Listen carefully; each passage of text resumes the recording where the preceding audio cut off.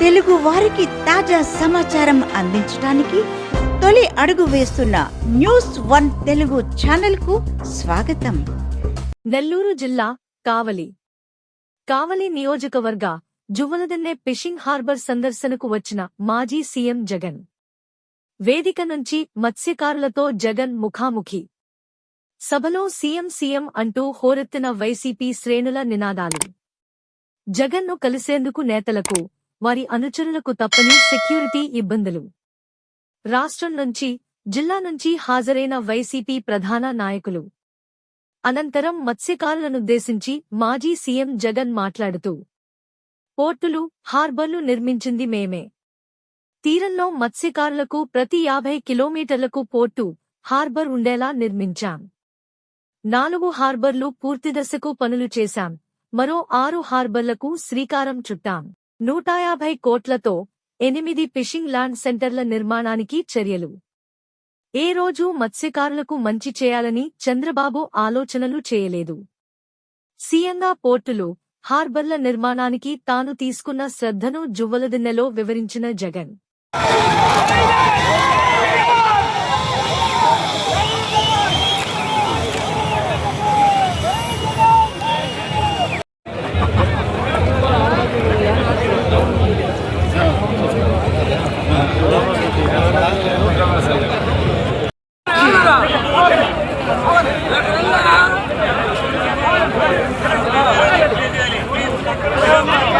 Fishing harbour కు శ్రీకారం చుట్టాము.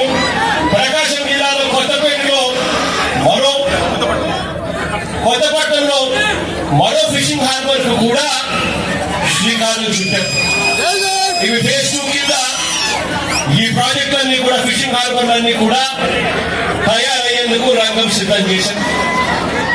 ఇవి కాకుండా దాదాపుగా 150 కోట్ల రూపాయలతో ఫిష్ ల్యాండింగ్ సెంటర్లు విశాఖపట్నం జిల్లాలో భీమిలిలోను, విజయనగరం జిల్లాలో చింతపల్లిలోను, అనకాపల్లి జిల్లాలో రామాయపేటలోను, రాజులపేటలోను, దొడ్డవాకలోను, తిరుపతి జిల్లాలో రాయవరంలోను, కాకినాడ జిల్లాలో ఉప్పలంకలోను ఈ ఫిష్ ల్యాండింగ్ సెంటర్ అన్ని కూడా చర్యలు తీసుకున్నాం.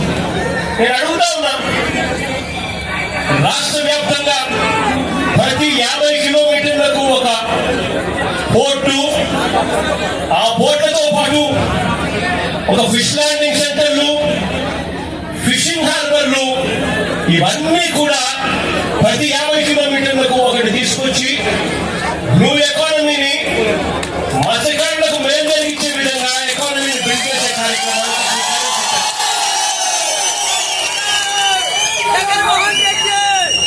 మత్స్యకారులందరికీ కూడా మంచి జరగాలని చెప్పి ఎక్కడెక్కడ మత్స్యకారులు ఉన్నారు వాళ్ళందరినీ కూడా మ్యాపింగ్ చేసి ఏకంగా ప్రతి చోట వాళ్ళ కోసమే ఈ ఫిషింగ్ హార్బర్ అన్ని కూడా నిర్మించడానికి శ్రీకారం చుట్టాం.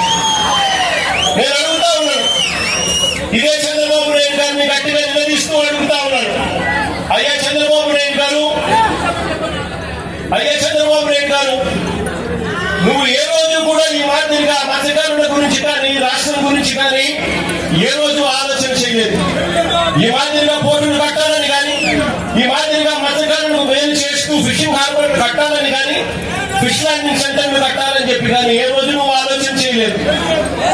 ఏ రోజు నువ్వు ఆలోచన చేయలేదు. ఏ రోజు వాళ్ళకు మంచి జరిపించే కార్యక్రమం చేయలేదు. చివరకు నువ్వు ఎలాగూ చేయలేకపోతుంది. కనీసం జగన్ చేసిన పని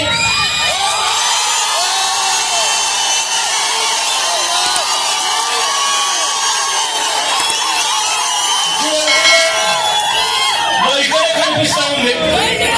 ఆశ్చర్యం ఏమిటో తెలుసా, ఈ జువ్వలదిన్నె ప్రాజెక్టు తయారైపోయి 2 సంవత్సరాలు అయిపోతా ఉంది. ఈ 2 సంవత్సరాలలో నేను మార్చి 12వ తారీఖున 2024లో జాతికి అంకితం చేస్తే ప్రధానమంత్రి మోడీ గారు ఇదే ప్రాజెక్టును మళ్ళీ ఆగస్టు 2024లోనే జాతికి అంకితం చేశారు. నేను అడుగుతా ఉన్నా, మరి జాతికి అంకితం చేసి దాదాపుగా 2 సంవత్సరాలు దాటుతా ఉంది. ప్రధానమంత్రి గారు కూడా జాతికి అంకితం చేసి దాదాపుగా 1.5 సంవత్సరం పైగానే దాటుతా ఉంది. మరి ఎందుకు ఈ ఫిషింగ్ హార్బర్ ను మత్స్యకారులకు ఎందుకు హ్యాండ్ ఓవర్ చేయలేదు చంద్రబాబు నాయుడు గారు?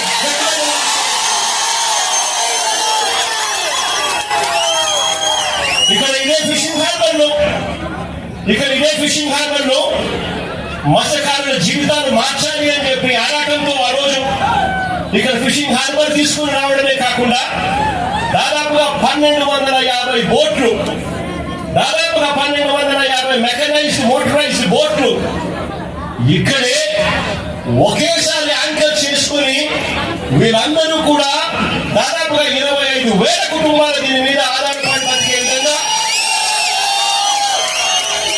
ఈ ఫిషింగ్ హార్బర్ ప్రణాళిక చేయడం జరిగింది. ఇదే ఫిషింగ్ హార్బర్ లోనే ఇక్కడే కోల్డ్ స్టోరేజ్ ప్లాంట్లు, drying platforms, chilling rooms, chill rooms, ice manufacturing plants, ఇవే కాకుండా బోట్ రిపేర్ వర్క్ షాపులు, నెట్ మెండింగ్ మెషిన్లు, ఇవన్నీ కూడా సదుపాయాలన్నీ కూడా ఇక్కడే ఇదే జువ్వలదిన్న ఇదే ఫిషింగ్ హార్బర్ లోనే ఇవన్నీ అందుబాటులోకి ఉన్నాయి. ఇవన్నీ ప్రతి ఫిషింగ్ హార్బర్ లోనూ కూడా ఇవన్నీ అందుబాటులోకి వస్తాయి. ఇక్కడ దాదాపుగా 41,000 టన్నుల మత్స్య సంపద ఈ ఫిషర్మెన్ అందరూ కూడా, ఈ మత్స్యకారులందరూ కూడా సంపద తీసుకొస్తే ఆ సంపదను ఇవన్నీ కూడా ఉపయోగపడే విధంగా ఉంటాయి. ఇక్కడ మత్స్యకారు అక్కచెల్లెమ్మలకు కూడా మంచి జరిగించే విధంగా ఆ అక్కచెల్లెమ్మలను పాకింగ్ లోను, వాల్యూ అడిషన్ లోను, మార్కెటింగ్ లోను, ఫుడ్ స్టాల్స్ లోను వీళ్ళందరికీ కూడా పని దొరుకుతుంది. ఈ రకంగా ఒక ప్రణాళిక చేసి, ఈ ప్రణాళిక ఒకటే కాదు, ఇక్కడే ఇదే జువ్వలదిన్నలోనే ఏకంగా 1250 మెకనైజ్డ్ మోటరైజ్డ్ బోట్లను ప్రతి మత్స్యకారులు హక్కుగా పొందాలి అనే ఆరాటంతో అప్పట్లోనే మా ప్రభుత్వంలోనే ఈ 1250 మెకనైజ్డ్ మోటరైజ్డ్ బోట్ల కోసం ఒక్కొక్క బోటుకు 12 మంది నుంచి 15 మందిని ఒక్కొక్క బోటుకు ఫిషర్మెన్ అందరినీ కూడా గ్రూప్ చేయండి. ఒక్కొక్క బోటుకు 12 మంది ఫిషర్మెన్ ఓనర్లు అవుతారు. వాళ్ళు కేవలం 10% కట్టుకుంటే చాలు.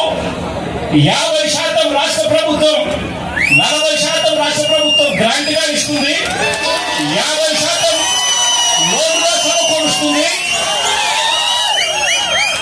ఈ ఆదాయం అంతా కూడా ప్రతి మత్స్యకారుడు కూడా చెందాలి, మత్స్యకారుల జీవితాలు బాగుపడాలని చెప్పి అప్పట్లోనే అడుగులు కూడా పడ్డాయి. నేను అడుగుతా ఉన్న చంద్రబాబు నాయుడు గారు, ఇదే వైఎస్ఆర్సీపీ ప్రభుత్వం కన్నా వచ్చి ఉండింటే